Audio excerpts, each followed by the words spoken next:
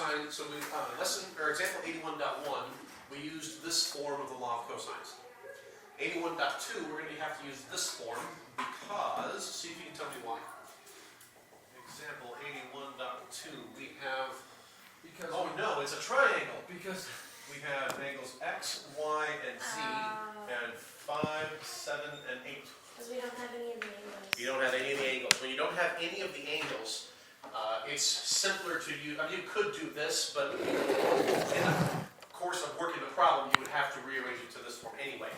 So when you have this, have the sides and not the angle, it's easiest to just go ahead and do it this way. What angle should we solve for first? Because I want to know. All right, so we'll go for y. Why?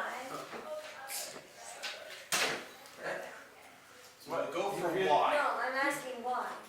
Actually, no. Let me do that in red. do you get like Mr. Green, did you Wait, why would we understand pick that one over the other? he was saying Unless why? it's just some arbitrary. It is arbitrary.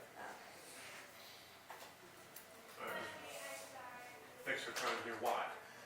All right, and I'm doing it to match this here. So this angle goes with this side.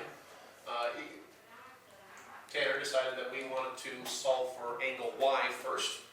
So we set up our law of cosines. The cosine of y equals, now doesn't, between, in this case, b and c doesn't really matter which is which. But I will go, Well, yeah. Well, how do you know which one's A? Well, no, it's A. in this case it doesn't matter. Well, the way, A is gonna have to match this angle. Oh, your this Y. angle. So A is going to have to be the 8. The other two don't really matter which is which. We'll do this one for C.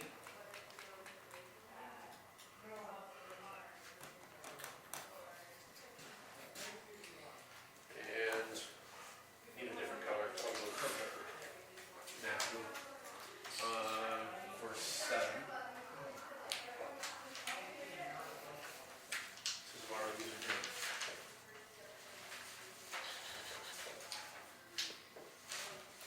So now we have it in this form. We've got the two sides that don't go with our angle, here and here. So we're going to square each of those, add them together, subtract the square of the side that does correspond with our angle, divided by 2 times the two sides that don't go with our angle. So you have a calculator, see if you can do this in one shot. What am I talking about? See if you can tell me what angle y is. Well, shouldn't it be 175? Oh, that's what happened.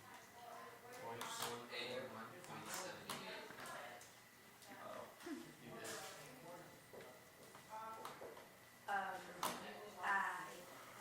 needed some. 81.79. No, 77. 81.786789 and 7. What kind of 77?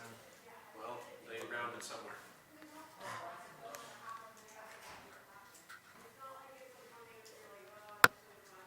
Now at this point we could use the law of sines again.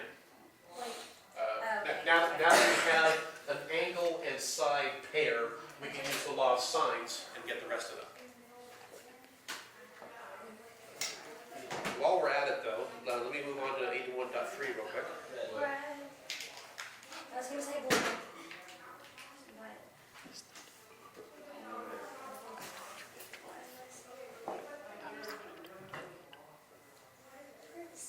What's different about this triangle? Oh. Careful, don't drop that. What's different about this triangle as opposed to the other ones we've used in examples so far? We have more information, we don't need to use the law of cosines. Oops. I was copying the wrong part of the book. That was supposed to be a K.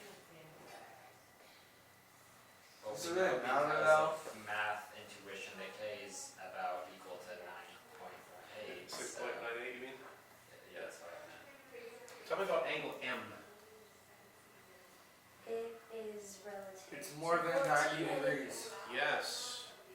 obtuse angle. So be careful when you do this. When if you follow the book on this one, it solves for k using the law of cosines because this side k is opposite the one angle that we know. And this comes out to 6.98. However, let's solve for angle m next. So we have 6.98 over the sine of 28 degrees. Right, this pair of side and its angle. If we're solving for angle m, we can do 14 over the sine of m. But what's going to happen here? Cross multiply, we've got 6.98 times the sine of m equals 14 times the sine of 28 degrees. Divide both sides by 6.98. And we get the sine of m equals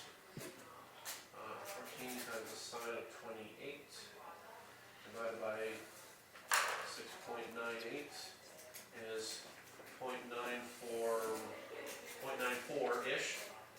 And when you do the inverse sine of that, angle m comes out to be 70.33 Not possible. degrees. So you take But we have a problem there. Oh, you have to add 180. you subtract that from 180. So, yes. Oh yeah, that's what I meant. That's what I Because meant. remember, all students take calculus. Sine is positive in both quadrants 1 and 2. Quadrant 1, quadrant 2, sine is positive in both of those. So if we have, if the sine of angle m is a positive 0.94, when you take the inverse sine of that, the calculator will always give you the first quadrant angle. Oh, 109.77. And so you need to, especially when using the law of cosines or law of sines, at an obtuse triangle, you have to pay attention. Is there an obtuse angle? And if so, make sure that you make the appropriate adjustment. Because if you keep solving the problem with this one, you're going to get the rest of the parts of the triangle wrong. So here's this is an obtuse angle. So if this angle here is 70 degrees, but we know that it must be an obtuse angle, what we're looking for then is the quadrant 2 70-degree angle. And the way we find that is 180 minus the 70. So m is not, in fact, 70.33. It is actually 109.77. 109.67 degrees. Oh, whoops, that'd be, yeah. And then you can keep going from there. Wait, 28 plus the 109.67 plus b will give you 180. And That's there's where we can wrap up the It's video. 0.01 degrees off since the minute. okay, alright.